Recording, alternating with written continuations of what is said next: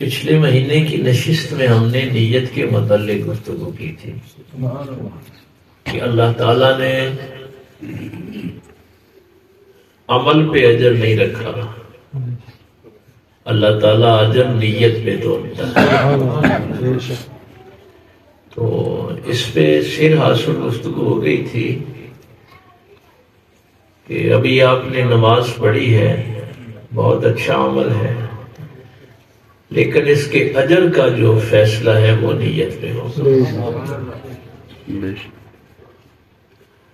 تو ہمارے کچھ لوگ یہ سمجھ لیتے ہیں کہ بس ٹھیک ہے، نیت ہو گئی تو کام ہو جائے گا، ایسے نہیں ہوتا۔ ہاں، یہ دونوں چیزیں لازم و ملزوم ہیں۔ قرآن کریم میں جہاں بھی اللہ تعالیٰ ایمان پہ فوکس کرتا ہے تو ساتھ ہی عامل الصالحات کی بات، آمنوا وعاملوا الصالحات۔ یہ نہیں ہو سکتا کہ تمہارے دل میں ایمان کا بیج ہو اور اس کو پھل اللہ کی بغاوت کا لگ جائے، یہ تو نہیں ہو سکتا۔ تو اگر بیج ایمان کا ہے نا دل میں، تو وہ اللہ فرماتا ہے اِلَّا الَّذِينَ آمَنُوا وَعَمِلُوا الصَّالِحَاتِ۔ تو اب اس کے یہ جو اعضاء ہیں، جوارے ہیں، جسم کے جتنے بھی حصے ہیں، ان سے جو اعمال سرزد ہوں گے وہ صالح ہوں گے، سبحان اللہ، وہ نیک ہوں گے۔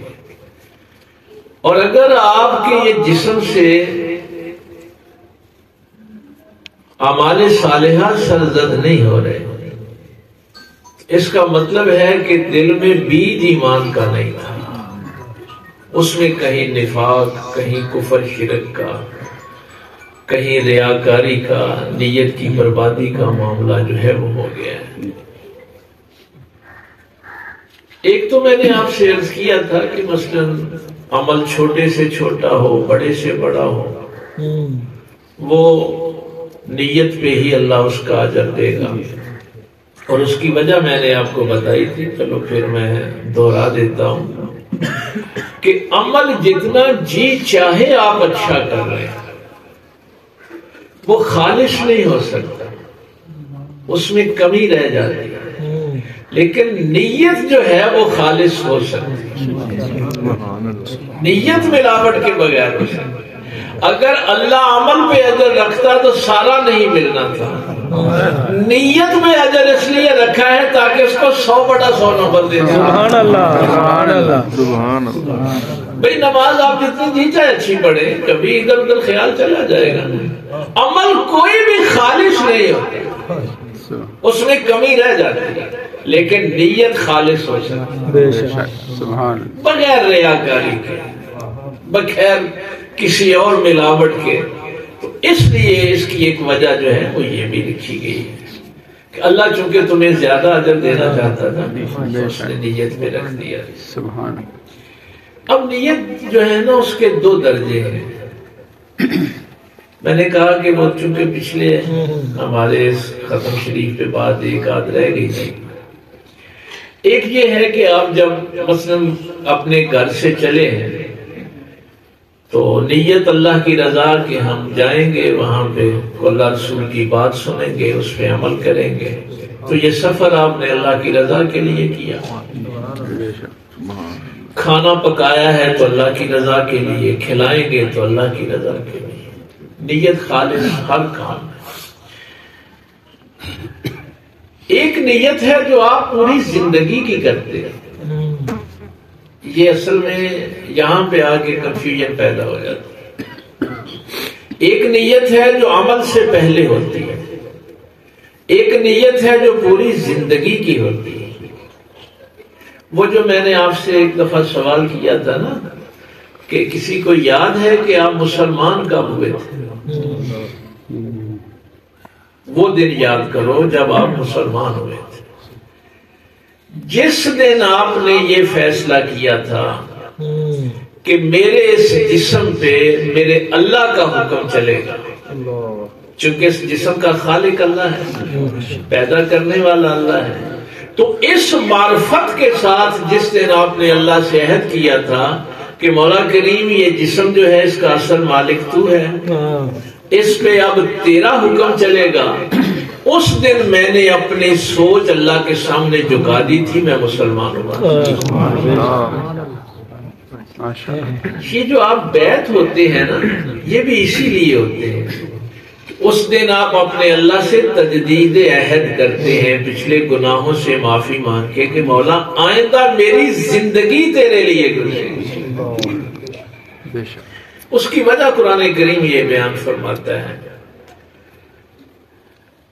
کہ دو ہی چیزیں ہیں نا، یا تو میرا مقصد یہ زندگی ہے، زندگی کا مقصد یہ دنیا ہے، اور یا پھر میرا اللہ میری منزل ہے۔ اللہ نے اس دنیا میں کیوں بھیجا ہے کہ یہاں جا کے آخرت کی تیاری کر۔ بھائی یہ واضح قرآن کریم میں ساری باتیں واضح لکھی ہوئی۔ اللہ نے اس دنیا کے لیے مجھے پیدا ہی نہیں کیا، تو اگر کسی بندے کو اس بات کی ہی معرفت نہیں ہے کہ مجھے اللہ نے یہاں آخرت کے لیے بھیجا ہے، تو وہ باقی سارے کام کیسے صحیح انجام دے سکتے؟ اگر نیت یہ دنیا ہے، اس کا مطلب ہے کہ آپ باطل کے راستے پہ چل پڑے، چونکہ منزل تو اللہ تھی نا، منزل اللہ ہے۔ اور وہ جو میں جملہ آپ سے اکثر کہتا ہوں کہ منزل مقصود اللہ کی ذات ہے، اور اس منزل تک پہنچنے کا ذریعہ محمد الرسول اللہ۔ تو جو اس دنیا کے لیے جی رہا ہے، اس کی کامیابی، اس کی ناکامی، اس کی منزل اللہ نہیں ہے۔ وہ نمازیں بھی پڑھے تو اس کی منزل اللہ نہیں ہے۔ ہاں، تو پہلے تو اپنی زندگی کا فیصلہ کرنا، اور جب آپ زندگی کا فیصلہ کر لیں گے نا کہ منزل اللہ ہے، میں نے اپنے اللہ کے حضور پیش ہونا ہے، اللہ تک پہنچنا ہے۔ آج تو ظاہر ہے وقت زیادہ ہو گیا، اثر بھی ہونے والی۔ سورہ اعراف میں اللہ تعالیٰ نے ایک بڑا منظر، ایسا منظر ہے کہ بندہ وہ سوچ کے حیران رہ جاتا ہے۔ وَبَيْنَهُمَا حِجَابٌ عَلَى الْأَعْرَافِ رِجَالٌ يَعْرِفُونَ كُلًّا بِسِيمَاهُمْ وَنَادَوْا أَصْحَابَ الْجَنَّةِ أَنْ سَلَامٌ عَلَيْكُمْ۔ بلندی پہ اصحاب اعراف، اعراف کہتے بلندی کو، کُلًّا بِسِيمَاهُمْ، وہ سب کو دیکھ رہے ہوں گے، جنتیوں کو بھی جہنمیوں کو بھی دیکھ رہے ہیں۔ اور جب جنتی گزر رہے ہوں گے تو ان سے کہیں گے سلام علیکم، تم پہ اللہ کی سلامتی ہو، کامیاب ہو گئے۔ لم يدخلوا هم يطمعون، وہ ابھی جنت میں نہیں گئے، وہ اصحاب اعراف لم يدخلوا، وہ ابھی جنت میں داخل نہیں ہوئے، ان کا بھی فیصلہ نہیں ہوا۔ یطمعون، ابھی وہ طمع ہے، ہرس ہے، امید ہے کہ اللہ ہمیں بھیج دے۔ اس کی تفسیریں مختلف ہیں، آج وقت نہیں ہے۔ ایک اس کی تفسیر یہ لکھی گئی ہے کہ یہ وہ لوگ ہوں گے جن کی نیکیاں اور گناہ برابر ہو گئے ہوں گے، اور وہ اعراف کے مقام پہ ہوں گے کہ اللہ آپ کی طرف۔ یہ جو آیت کا اگلا حصہ ہے نا، اس سے انہوں نے لیا لم يدخلوا وهم يطمعون۔ کچھ مفسرین نے کہا کہ نہیں، یہ انبیاء کرام ہوں گے وہاں پہ، کچھ نے فرشتوں کا ذکر کیا ہے۔ بہرحال آج وہ موضوع نہیں ہے، پھر تفصیل میں بات کر جائے گی۔ جب جہنمی گزریں گے نا، ان سے وہ دو سوال کریں گے، قالوا ما اغنى عنكم جمعكم وما كنتم تستكبرون، یہ جو کچھ تم نے دنیا میں جمع کیا تھا کام آیا؟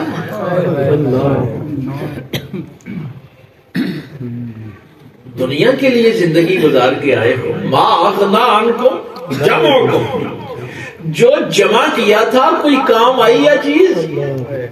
وما كنتم تستكبرون، اور یہ جو زمین پہ تکبر کرتے رہے ہو، وہ تکبر کام آیا ہے؟ یہ اصل میں وہ لوگ ہیں جو اس دنیا کو اپنا مقصد بناتے ہیں۔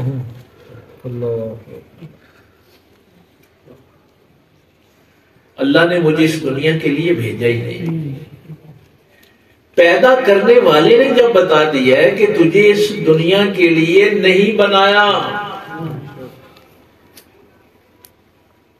یہ جنازے بھی ہم فضول پڑھ رہے ہیں. جب جنازوں میں بھی جاتے ہیں تو کیفیت ہی نہیں ہوتی کہ میں نے اس قبر میں آنا ہے, دنیا چھوڑ جانی ہے. یہ کیفیت قرآن کریم نے موت کے وقت کی بھی لکھی ہے کہ جب وہ فرشتہ سامنے نظر آتا ہے, یہ پوری جماعت ہوتی ہے, ہائے ہائے اولاد کھڑی ہوتی ہے, عزیز و قربا, مال دولت, گاڑیاں سامنے نظر آ رہی ہوتی ہیں, کوٹھیاں بنگلے سب نظر آ رہے ہوتے ہیں. تو اس وقت بھی فرشتے پوچھتے ہیں یہ چیزیں کوئی کام آئی ہیں؟ اولاد نے بچا لیا, دولت نے بچا لیا, تیری سلامتوں نے بچا لیا.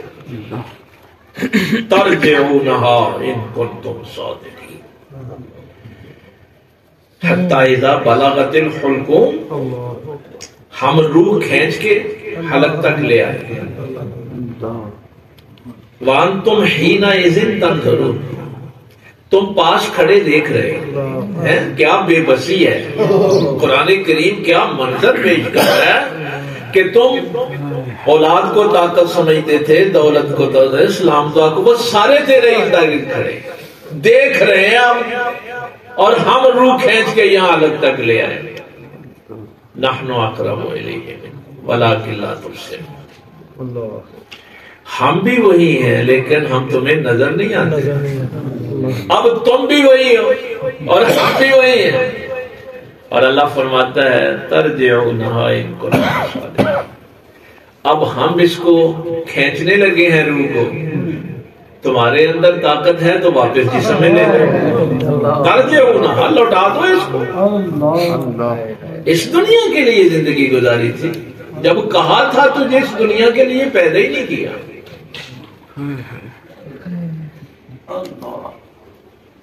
اس لیے زندگی پوری کی بھی نیت بنانی ہے, اس لیے کہ پوری زندگی کی نیت ہوگی نا کہ منزل اللہ ہے, وہاں تک پہنچنا ہے, یہ زندگی کا حساب دینا ہے. ہمارے تصوف میں, چونکہ یہ ہمارا تربیتی پروگرام ہوتا ہے, میں نے تفصیلی باتیں آپ کے سامنے رکھی ہیں کہ مفسرین نے کیا لکھا اس کے متعلق, صوفیاء نے اس کے متعلق, جو اہل معرفت ہیں انہوں نے کیا لکھا. وہ کہتے ہیں کہ تم کسی کی اجازت کے بغیر کسی کی چیز استعمال کر سکتے ہو. عام اصول ہے نا, آپ اپنے بھائی کی بھی چیز اس کی اجازت کے بغیر نہیں استعمال کر سکتے. تو جب تم اللہ کی نعمتیں استعمال کرتے ہو تو تم نے اللہ سے اجازت لے لی ہے.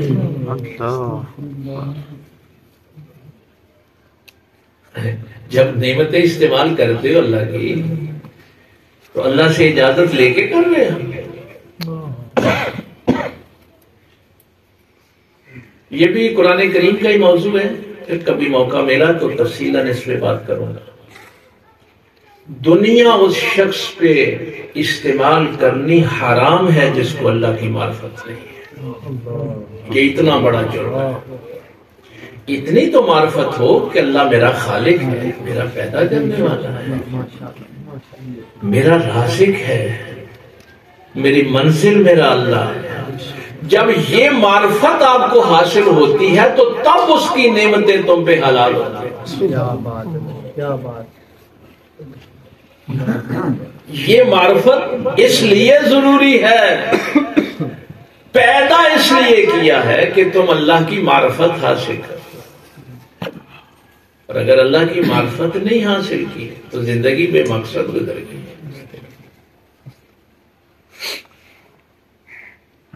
میں چاہتا تھا کہ آج میں وہ چونکہ جمادی الثانی کے دن ہے, سرکار ابو بکر صدیق رضی اللہ تعالیٰ عنہ کے متعلق چند جملے عرض کر دیتا.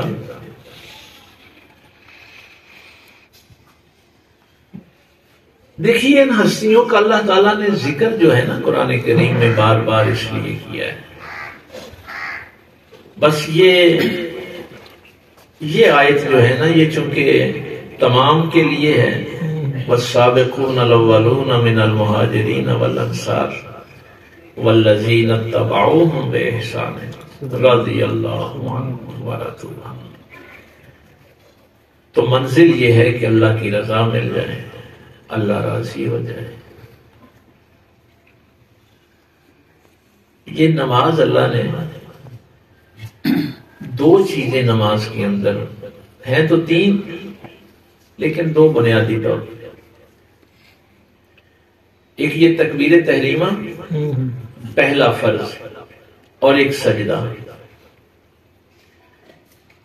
یہ دو چیزیں نماز کے اندر پتہ کیوں ہیں؟ تاکہ بندے کا تکبر ٹوٹ جائے۔ اللہ اکبر بھی کافی تھا، اللہ بڑا ہے میں نے زبان سے اعتراف کر لیا، نہیں ہاتھ بھی ساتھ کھڑے کر کے میں بے بس ہوں، میری اس کے سامنے کوئی حیثیت نہیں، اپنی بے بسی کا اظہار کر اللہ کے ساتھ، اور پھر جو سب سے مقدس تیرے جسم کا حصہ ہے سر، وہ اس کی بات لیکن اگر معرفت کے بغیر سر جھکائیے نا تو سجدے کر کے بھی تکبر نہیں ٹوٹتا۔ قرآن کہتا ہے سب سے بڑا تکبر اس نے کیا جس نے سب سے زیادہ سجدے کیے تھے، ابا واستکبر وکان من الکافرین، وہ ابلیس نے سب سے زیادہ سجدے کیے اور بڑا تکبر بھی اسی نے، کیوں؟ معرفت نہیں، پہچان نہیں تھی۔ اسی لیے میرے پاک پیغمبر صلی اللہ علیہ وسلم کو نماز سے بڑی محبت تھی، کیا عشق تھا نماز کے ساتھ۔ رات کو کسی نے دیکھا ہے تو نماز میں کھڑے ہیں، دن میں وقت ملا ہے تو نماز کے لیے کھڑے۔ صحابہ فرماتے ہیں غزوہ بدر والی رات سرکار ہمیں فرما رہے ہیں جا کے سو جاؤ، بجائے اس کے کہ کمانڈر فوج کا یہ بتائے کہ صبح یہ کرنا ہے فلاں یہاں کھڑا ہوگا، اور جا کے سو جاؤ، اور حضور خود نماز میں کھڑے۔ سبحان اللہ۔ غزوہ احد میں زخمی ہوئے ہیں تو نماز میں کھڑے ہیں۔ نماز پڑھنی ہے لیکن معرفت کے ساتھ پڑھنی، اپنی بے بسی کا اظہار کرنا تاکہ اس کی نعمتیں مجھ پہ حلال ہو جائیں، ورنہ تم اس کی اجازت کے بغیر اس کی نعمتیں استعمال کر رہے ہیں۔ ثم لتسألن یومئذ عن النعیم، اور پھر وہ ہر نعمت کا سوال کرے گا کس کی اجازت سے استعمال کر رہا تھا۔ تو منزل اللہ، پوری زندگی کی جو نیت ہے وہ کرنی ہے کہ میری منزل اللہ ہے، یہ دنیا میری منزل، یہ شرک ہے، یا منزل اللہ ہے یا یہ دنیا ہے۔ اگر کسی کی منزل یہ دنیا ہے تو اس کی منزل اللہ نہیں ہے، وہ اللہ کے غضب میں آ گیا۔ اب یہی مصیبت ہے، ہمارے بچے اپنے والدین کو دیکھتے ہیں کہ ان کی منزل تو یہ دنیا ہے، سکول کالج جاتے ہیں، مدرسے میں جاتے ہیں، وہ دیکھتے ہیں مولوی صاحب کی بھی منزل یہی دنیا ہے، پیر صاحب کی منزل بھی یہی دنیا ہے، تو بچے بیچارے کیا کریں ہیں؟ کہاں سے یہ علم حاصل کریں؟ دیکھیے یہ روایت سارے بیان کرتے ہیں، آپ نے بھی بڑی دفعہ سنی ہوگی کہ سرکار نے فرمایا کہ سب سے برا تاجر وہ ہے جو مال اکٹھا کر کے چھوڑ جائے، خود اس نے استعمال نہیں کیا، اکٹھا کرتا نا۔ اب یہ آیت ذہن میں رہے، ما اغنی عنکم جمع، جو جمع کیا تھا کام آ گیا، جو تکبر کیا تھا کام آ گیا۔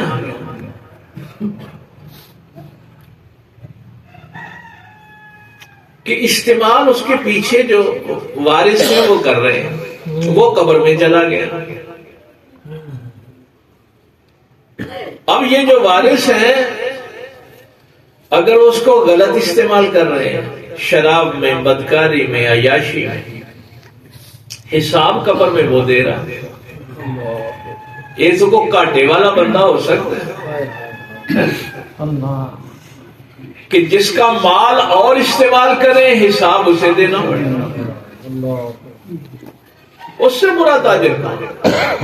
اب باتیں تو ظاہر ہے یہ سارے لوگ کرتے ہیں، لیکن آپ اس حوالے سے خوش قسمت ہیں، یہ ہمارے گاؤں کے لوگ بھی بیٹھے ہیں۔ اب پنڈوں کوئی بندہ بھی آتا سی نا جہاں زمین بیچنی، حضرت صاحب فرماتے ہیں میں جائیداد نہیں بنا کے جانی کہ میری اولاد بعد غلط استعمال کرے تو میں صاحب دیتا پھر، جن کی منزل اللہ ہوتا ہے۔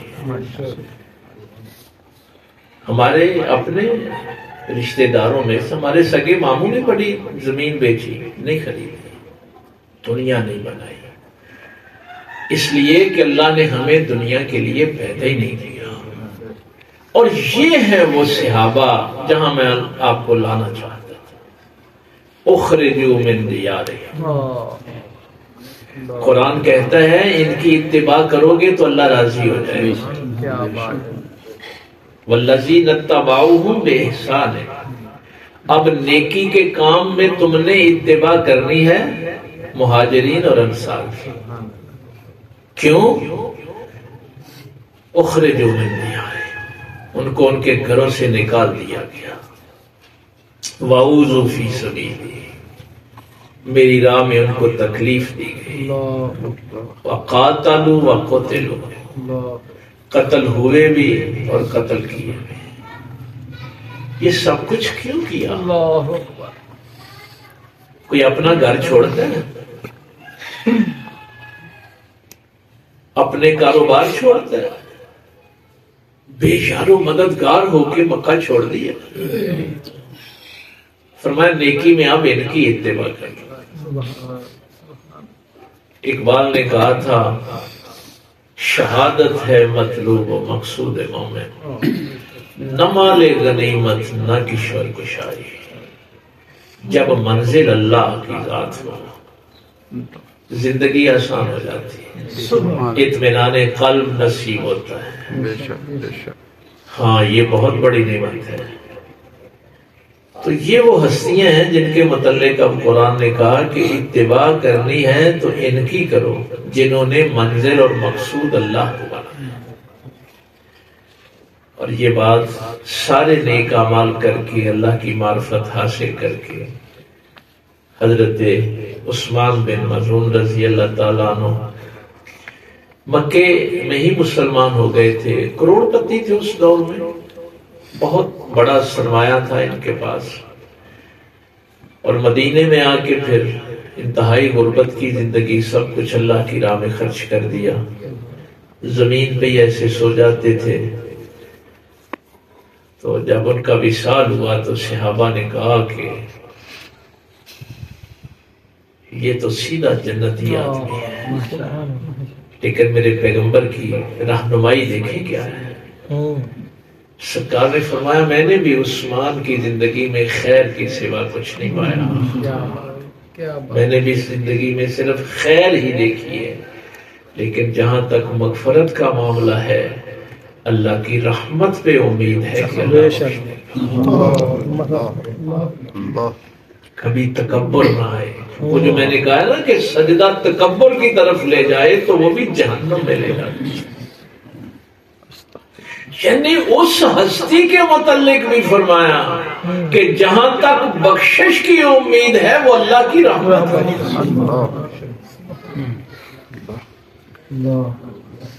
ہاں اگر انسان کا تکبر ٹوٹ جائے نا کسی طریقے سے، کبریائی صرف اللہ کو زیب دیتی ہے، اللہ ہو پر اللہ ہی بڑا ہے، تو پھر اللہ جب منزل ہوگا تو پھر فرمایا ہے کہ مومن پھر یہ نہیں سوچتا، مومن اپنے اہل و عیال کو پھر اللہ کے سہارے چھوڑ کے چلا جائے۔